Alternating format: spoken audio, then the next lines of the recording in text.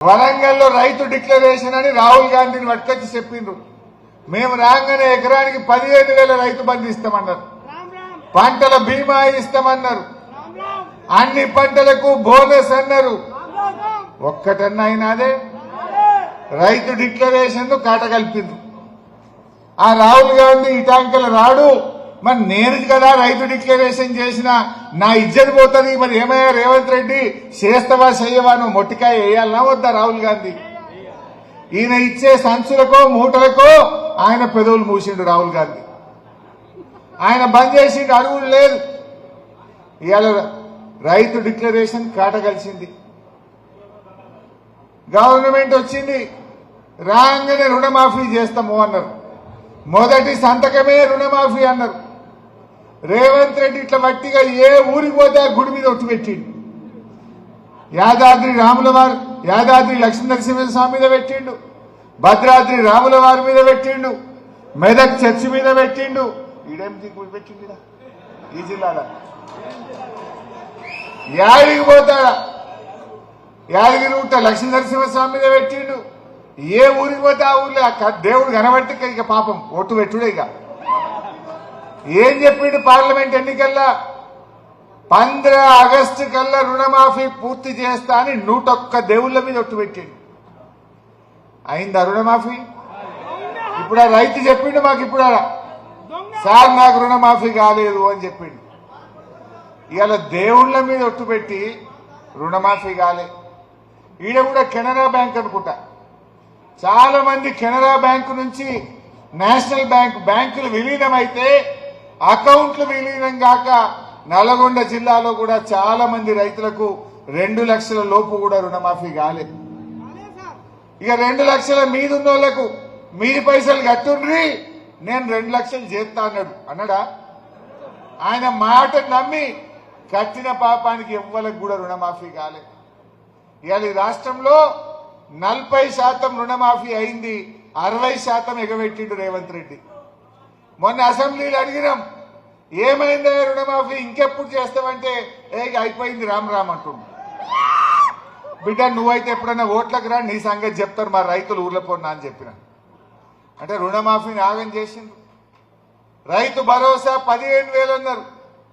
బట్టి విక్రమార్క అసెంబ్లీలో లేచి ఎకరానికి 15,000 ఇస్తానగానే ఇక కాంగ్రెస్ వాళ్ళు బల్లలు కొట్టుడు కాదు. మీ నాగార్జున సాగర్ ఎమ్మెల్యే అయితే ఎగురుడు పడ్డాయి. ఆ 15,000 దాన్ని 12,000 చేసిండ్రు.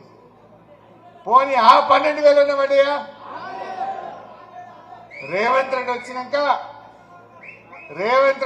4 రైతు బంధులు వచ్చినాయి. ఒక్క రైతు బంధు బరాబర్ వేసిండ్రు, అది 5,000కు మన పైసలు వేసిండ్రు. 24, 25 వానకాలం రైతు బంధు మొత్తానికే ఎగ్గొట్టిండ్రు 9,000 కోట్లు. 24, 25 యాసంగి 3 ఎకరాల దాకా 4,000 కోట్లు వేసిండ్రు, 5,000 కోట్లు ఎగబెట్టిండ్రు. అంటే ఎన్నాయి? 9, 5, 14,000 కోట్లు. మొన్న యాసంగిలో ఒక ఎకరానికే పడ్డదా? ఒకటే ఎకరం 3,000 కోట్లు వేసిండ్రు, ఇంకా 6,000 కోట్లు ఇయ్యలేదు. అంటే 14.5 ఎంత? 20,000 కోట్లు. రేవంత్ రెడ్డి వచ్చిన తర్వాత రైతులకు ఎగ్గొట్టిన డబ్బులు, రైతు బంధు డబ్బులు ఎన్ని అంటే 20,000 కోట్లు. 20,000 కోట్లు రైతు బంధు ఎగ్గొట్టిండు. ఈ 20,000 కోట్లకి రుణమాఫీ చేసిన డబ్బులు రాలే చూపుతుండు. అంటే ఇచ్చిందేం లేదు, గుండు సున్నా. అంతేనా? ఒక రైతు బంధు మొత్తానికి ఎగ్గొట్టిండు 9,000. ఒక రైతు బంధు 3 ఎకరాలకు వేసి మీ దగ్గొట్టిండు 5,000 కోట్లు. ఈ రైతు బంధు ఎకరానికి వేసిండు 6,000 కొట్టిండు, మొత్తం కలిపి 20,000 కోట్లు. 20,000 కోట్లు రైతు బంధు ఎగ్గొట్టిండు. 20,000 కోట్ల నుంచి రుణమాఫీ అయిపోయింది అంటుండు. అంటే నువ్వు రుణమాఫీ రేవంత్ రెడ్డి చేసింది గుండు సున్నా, ఏమీ చెయ్యలే. ఎడమ చేతితో గుంజినావు, కుడి చేతితో ఇచ్చినట్టు చేసినావు. అంతకు మించి ఇలా రైతు బంధు కూడా జరగలే. పంటలకు బోనస్ అన్నారు, అన్ని పంటలకు బోనస్ అన్నారు. తర్వాత ఒక్క సన్నాలకే వడ్లకే అన్నారు. పోనీ అదన్న ఇచ్చిండ్రా? పోయిన యాసంగి సన్న వడ్లది 1,169 కోట్ల రూపాయలు సన్న వడ్ల బోనస్ ఎగ్గొట్టిండ్రు. పోనీ ఈ యాసంగిలన్న బోనస్ ఇస్తారా అంటే సపోర్ట్ చేస్తలేరు. సన్న వడ్ల బోనస్ అన్ని పంటలకన్నారు, వడ్లకన్నారు, సన్నాలకన్నారు, 2 పంటలకన్నారు. ఇప్పుడు అది ఒక్క పంటకే వచ్చింది. అంటే ఎంత మోసం ఉన్నదో ఆలోచించండి. బోనస్ మాట బోగస్ అయిపోయింది. బోనస్ ఎగ్గొట్టినవు, రుణమాఫీ ఎగ్గొట్టినవు, రైతు బంధు 20,000 కోట్ల రూపాయలు బాకీ పడ్డావు. పంటల బీమా అయింది అదన్నా. మొదలేమన్నారు, ప్రైమ్ మినిస్టర్ ఫసల్ బీమా చేస్తామన్నారు. రెండవ బడ్జెట్కి వస్తే పటిష్టమైన పంటల బీమా అన్నారు. మూడవ బడ్జెట్కి వస్తే బీమాని ఎగరగొట్టేసింది. మొదటి బడ్జెట్లో పిఎం ఫసల్ బీమా, రెండవ బడ్జెట్లో పటిష్టమైన పంటల బీమా, మూడవ బడ్జెట్కి వస్తే ఏ బీమా లేదు పో అన్నారు. గుండు సున్నా. పంటల బీమాకు రామ్ రామ్, పంటల బీమా కూడా ఎగ్గొట్టేసింది. ఒక్కటి కూడా రైతాంగానికి ఇచ్చిన ఏ ఒక్క మాట కూడా నిలుపుకున్నటువంటి ప్రభుత్వం ఇవాళ రేవంత్ రెడ్డి ప్రభుత్వం. ఇవాళ దయచేసి ఆలోచన చేయండి. రైతులకు నిజంగా కేసీఆర్ గారు ఆనాడు మిషన్ కాకతీయ పెట్టి చెరువులు తవ్వించండి. మీ నాగార్జున సాగర్ లో లెవెల్ కెనాల్ ను పూర్తి చేసి 50,000 ఎకరాలకు నీళ్లు ఇచ్చినాం. నాగార్జున సాగర్ కెనాల్ మోడర్నైజేషన్ చేసి లిఫ్టులన్నీ బాగు చేసింది నాటి కేసీఆర్ ప్రభుత్వం. ఎన్నో కార్యక్రమాలు చేసినాం. కానీ వీళ్ళు ఏడ కమిషన్లు వస్తాయని చూసుడే, అంతే తప్ప రైతులు పట్టే పరిస్థితి లేదు.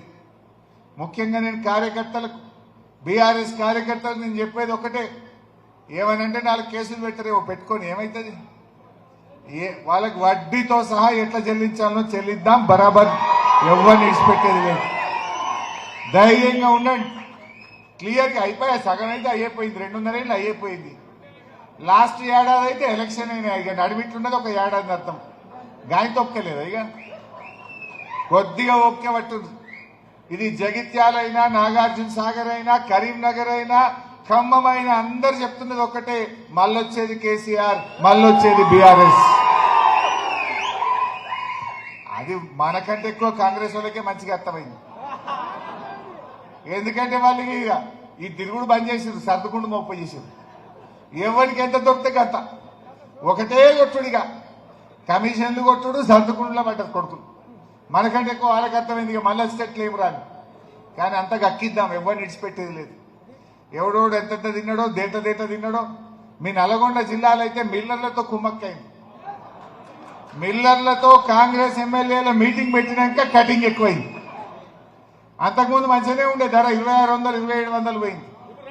ఎప్పుడైతే ఎమ్మెల్యేలు మిల్లర్ల మీటింగ్ అయిందో 300 తగ్గింది. తగ్గిందా లేదా? అరే మంత్రులు ఎమ్మెల్యేలు కలిస్తే రైతుకు రూపాయి పెరుగుతుందా, తగ్గుతుందా? కానీ ఈ నల్గొండ జిల్లా స్పెషల్. ఎమ్మెల్యేలు, మిల్లర్లు, మంత్రులు మీటింగ్ పెట్టిండ్రు, తెల్లారికెళ్ళి 300 రూపాయలు కటింగ్ పడ్డది. మరి ఆ పైసలు ఎవరి జేబులలో పోతున్నాయి, యాడికి పోతున్నాయి? ఇదా ఇవాళ కాంగ్రెస్ చేసేది? దయచేసి మీరు ఆలోచించండి.